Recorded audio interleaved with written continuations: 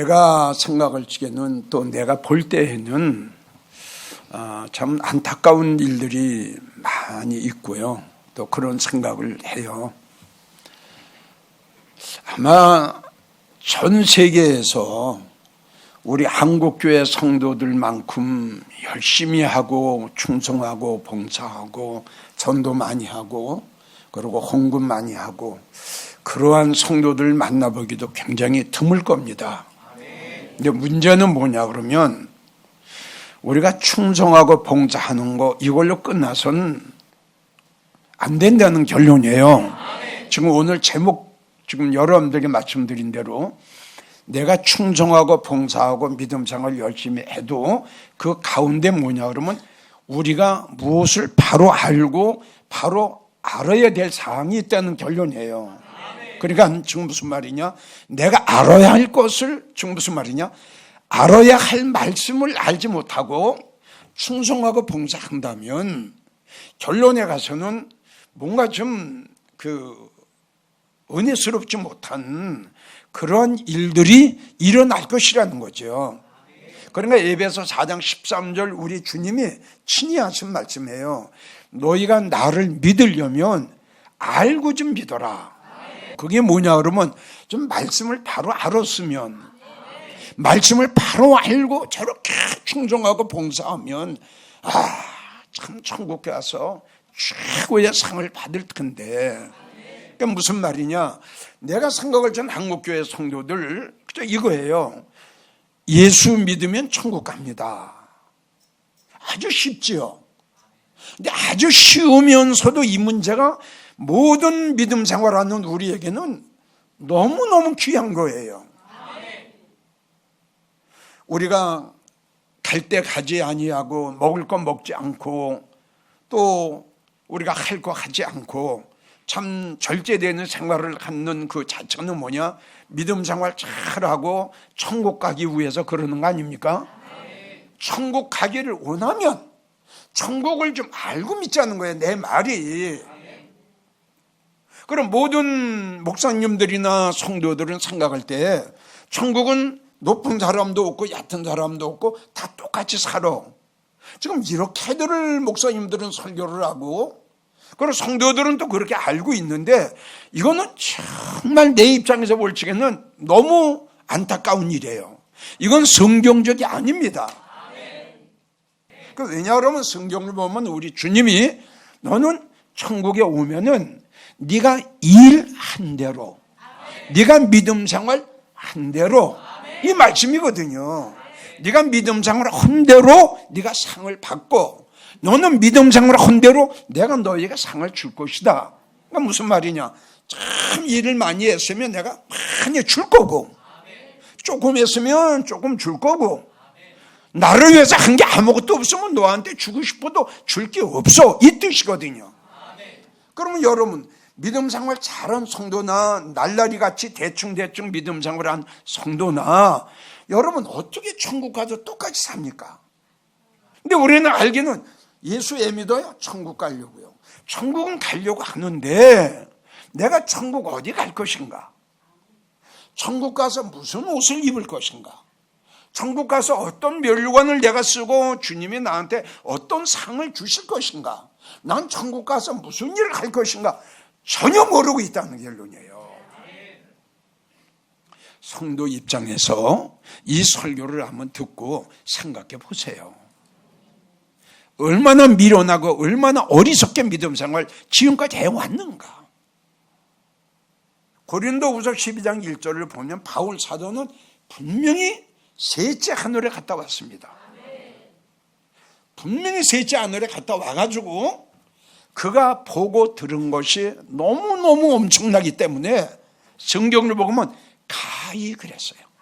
내가 사람들에게 내가 보고 내가 들은 것을 이야기할 수가 없다. 이 뜻은 뭐냐 그러면 천국은요, 하나님이 나에게 보여주신 천국도 글로서 말로서 입으로서 표현할 수 없는 것이 천국이라고 그랬죠.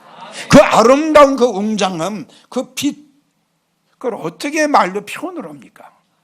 바울이 그걸 보고 이야기를 못했어요.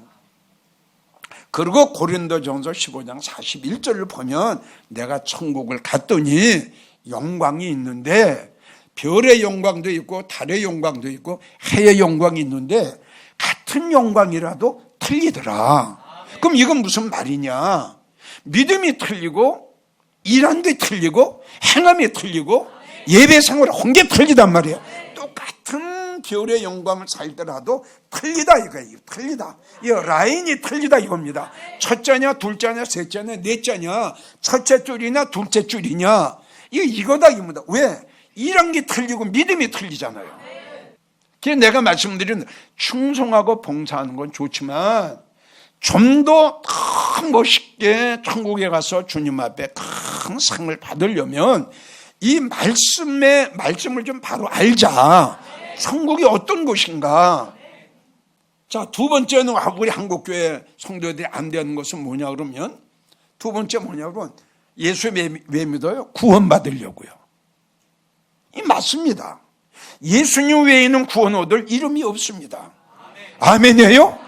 우리 예수님의 이름 외에는 천국 갈 사람이 없고요. 예수님의 이름 외에는 우리의 영혼이 구원받을 자가 이 세상에 한 사람도 없습니다. 그럼 문제는 구원을 받으려면 어떤 구원을 받을 거냐 이겁니다. 성경에 크게 나누면 세 가지가 나와요. 우리가 지금 예수 믿다가 죽으면 부활의 구원이에요. 아멘이에요? 두 번째는 우리 예수님이 오시면 에녹처럼 엘리야처럼 죽을 몸이 죽지 않고 썩을 몸이 썩지 않고 성도들의 들림의 구원이에요. 이게 들림의 구원이라고 합니다. 이게 구약의 에녹과 엘리야가 지금 이러한 그 큰 축복의 본이 됐지 않습니까? 근데 성도들은 예수 믿으면 그냥 구원받습니다. 그럼 어떤 구원 받을 겁니까? 말을 못해요. 자, 그럼 분명히 성도들의 들림의 구원은 주님이 오실 때 이 사건이 일어납니다.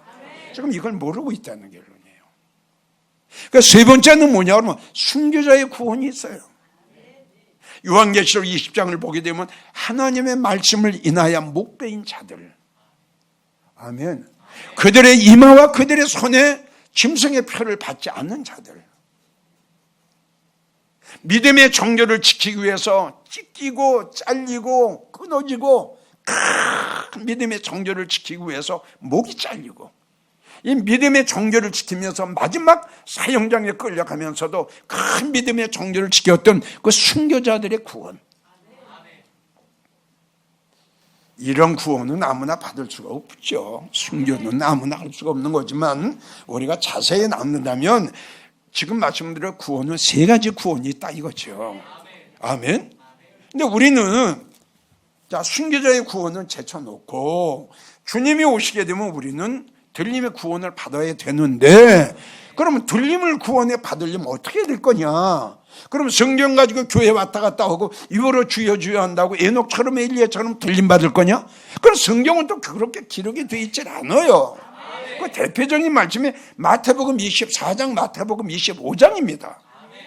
열 처녀가 신랑 예수님을 기다리려고 준비를 했는데 신랑으로도 가며 준비했던 슬기로운 처녀는 들림을 받았어요. 나머지 미련한 처녀, 즉 성령에 소멸됐어요. 은혜 쏟았어요. 아무것도 없어요. 버림받았어요. 그러니까 들림의 구원도 교회 나가서 주여 주여 한다고 들림 받는 건 아니라는 거예요. 그럼 어떻게 되느냐? 성경에 기록된 대로 신부단장 해야 된다는 결론이죠. 근데 이것도 모르고 있어요. 아, 참 속상해요. 그 세 번째 뭐냐 그러면, 중요한 게 뭐냐 그러면, 모든 분들이 다 예수 믿고 축복받고 부자 되기를 원해요. 자, 그러면 이 부자도 그래요. 축복도 그래요. 이 복도 부자도 크게 나누면 두 가지입니다. 그러니까 영적인 축복, 영적인 부자가 있고 육적인 축복, 육적인 부자가 있단 말이에요. 그러나 내가 볼 때 모든 성도들은 다 육적인 거예요. 돈, 땅, 아파트, 명예, 권세, 다 이런 거, 다 이게 육의 복이에요. 이게 땅의 복이란 말이에요. 근데 문제는 뭐냐 그러면 우리가 이 세상을 떠나면 이걸 놓고 간다는 거야. 근데 왜 놓고 갈 거 이거에 대해서 그렇게 노예가 되고 그렇게 이것 때문에 믿음 생활을 엉망으로 하는지 모르겠어. 자, 한 가지가 뭐야? 영적인 축복이야. 아멘? 영적인 부자야. 이거는 우리가 가져가는 거야. 그럼 영적인 부자는 뭐냐? 제일 첫째가 지난번 이야기됐지만 이 말씀의 부자입니다. 말씀의 중요성이 뭡니까? 말씀은 영적인 축복 중에 최고입니다. 많은 말씀을 내가 했어요. 두 번째 영적인 축복은 뭐냐? 은혜의 축복이에요. 여기서 하나님의 사랑과 하나님의 은혜를 많이 받아야 돼요. 많이 저축을 해야 돼요. 두 번째, 세 번째가 뭐냐? 믿음입니다. 이 세상의 모든 걸 다 내려놓고 가도 사랑하는 성도 여러분, 이 세 가지는 꼭 가져가는 거야. 이게 최고의 축복이고 최고의 부자야. 자, 이 시간 우리가 믿음 생활을 하면서 알아야 될 것은 몇 가지가 있어요. 그 중에 하나를 여러분들에게 이 시간 이것만은 꼭 알고 믿음 생활을 했으면 좋겠다 하는 것이 오늘 본문의 말씀이에요. 우리가 이 세상 떠나면 하나님 심판대 앞에 선다는 거예요. 우리 한국교회 성도들이 이 하나님의 심판에 대해서 전혀 알지 못해요. 아예 생각도 안 하고 아예 관심조차 없어요. 예수님 말씀하시기를 너희 인생들은 다 내 심판대 앞에 서게 될 것이다. 개척교회 목사님도 삼각교회 목사님도 성경을 많이 연구하고 책을 많이 쓴 이러한 분들도 다 예수님 앞에 다 서야 돼요. 안 설 사람이 없어요. 피할 방법이 없어요. 자, 요한계시록 20장 12절 지금 보게 되면 그 다음 문제가 무섭습니다. 책들에 기록된 대로. 아, 얼마나 두렵고 떨리는 말이에요. 내가 어떻게 세상줄을 끊고 술, 담배 끊고 정치 끊고 주님을 영접하고 내가 목회를 하면서 내가 목회를 어떻게 했는가가 주님이 가지고 계시는 책에 다 기록이 됐다니. 이게 얼마나 두렵고 떨리는 말이에요.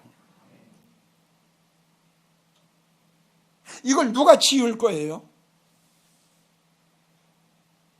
내가 어떤 설교를 했는가까지도 어떠한 심령을 가지고 하나님의 말씀을 증거했느냐, 어떤 사상을 가지고 내가 목회를 했느냐, 이것까지도 주님이 하시고 기록을 해 놓으셨을 테니 이걸 누가 지울 거냐 이겁니다. 자, 분명히 네가 믿음상 책에 기록된 대로 나는 너를 심판하겠다 하셨으니 주님은 그렇게 심판하실 거 아니냐 이겁니다. 근데 다시 이야기지만 언젠간 우리가 천국 가는 것만 알았지 예수님의 심판대 앞에 서는 건 생각들을 안 하고 있는 거예요. 그러니까 믿음 생활을 해도 하나님을 두려워할 줄 몰라요. 성도들도 마찬가지예요. 내가 어떻게 믿음 생활을 했느냐, 어느 날 내가 누구를 미워했으면 미워한 것까지, 내가 어느 날 누구를 질투했으면 질투한 것까지, 교회에서 원망하고 불평하고 불만하고 교회에서 분쟁을 일으키고 성도와 성도 간에 시기 질투하고 주의종 사역하는데 방해하고 이 모든 것들, 아이고 생각만 해도 끔찍해요. 주일날 예배 드리지 않고 놀러 간 거 주님이 기록을 하셨으니 11조 도둑질한 거 기록하셨으니, 노래방 가서 술 먹고 세상 노래 부르는 거 아이고 주님 책에 다 기록하셨으니, 이거 어떻게 누가 지울 거예요? 이걸 어떻게 피할 거예요? 모든 사람은 다 주님 심판대 앞에 서리라 했으니 이 심판을 면할 방법도 없고, 주님이 가지고 계시는 책 속에 나의 모든 걸 다 기록해 놓으신 거, 이거 지울 사람도 없으니 이대로 주님 만나면 심판 받을 수밖에 없잖아. 우리 목사님들도 성도들도 이 설교를 듣고 난 이후에는 정말 말하는 거 하나, 행동하는 거 하나 참 신경을 써서, 그게 내 입에서 탁 나가면 상대방한테 은혜가 되는 거, 이것도 그냥 기록하세요. 나쁜 것만 기록하시는 게 아니에요. 하나님의 영광을 위하고 또 주의 종을 위하고 교회를 위하고 성도들을 위한 거라면 다 기록되죠. 다 기록됩니다. 여러분, 이걸 한번 생각해 보세요. 얼마나 두렵고 얼마나 떨리고, 한편으로는 정말 주님의 일을 하는 성도라면 얼마나 소망이 생기고 얼마나 기쁨이 있고 얼마나 용기가 있고. 아멘이에요? 나쁜 것만 우리 하나님이 기록하시는 게 아니라 선한 일에 열심히 한 사람도, 내가 이야기해 교회 나와서 청소하는 거 하나 하는 거 가지고 주님은 기록하신다. 아멘? 얼마나 소망이고 얼마나 희망이 생겨. 아, 나 오늘 주님 위해서 일했어. 아멘? 나 오늘 교회 위해서 했어. 나 복음 위해서 했어. 얼마나 보람돼요. 이런 걸 생각한다면 우리는 믿음 생활 잘할 수가 있다고 난 생각합니다. 자, 강조하는 건 다시 한번요, 언젠가는 우리가 이 세상 떠나면 이후 여하를 막론하고 아무리 유명한 목자라 할지라도 주님 심판대 앞에 서서 예수님이 가지고 계시는 책에 기록된 대로 그대로 하나도 가감 없이 심판을 받는다는 거, 이거 꼭 성도님들 기억하세요. 자, 중요한 것은 뭐냐 그러면, 자, 그러면 앞으로 우리가 어떻게 할 것이냐. 지나간 과거의 죄, 지나간 과거의 믿음 생활 잘못한 걸 어떻게 할 거냐. 방법은 하나밖에 없어요. 그 문제를 놓고, 목사님들이나 성도들이나 그런 문제를 놓고 철저하게 회개하자는 거예요. 이 방법밖에 없어요. 그리고 내가 기도를, 회개 기도할 때에 받으시고 용서를 하시고 용서를 안 하시고는 우리에게는 아무 고난 없어요. 우리가 해야 될 수 있는 거 다시 한번 여러분들에게 강조하지만 정말 가슴을 찢으면서, 이사야 38장을 보면 히스기야 왕이, 아멘, 얼마나 몸부림치면서 얼마나 가슴을 찢으면서 통곡하고 애통하고 부르짖으면서 하나님 앞에 기도했든지, 성경을 보게 되면 우리 하나님께서 그의 기도를 들으시고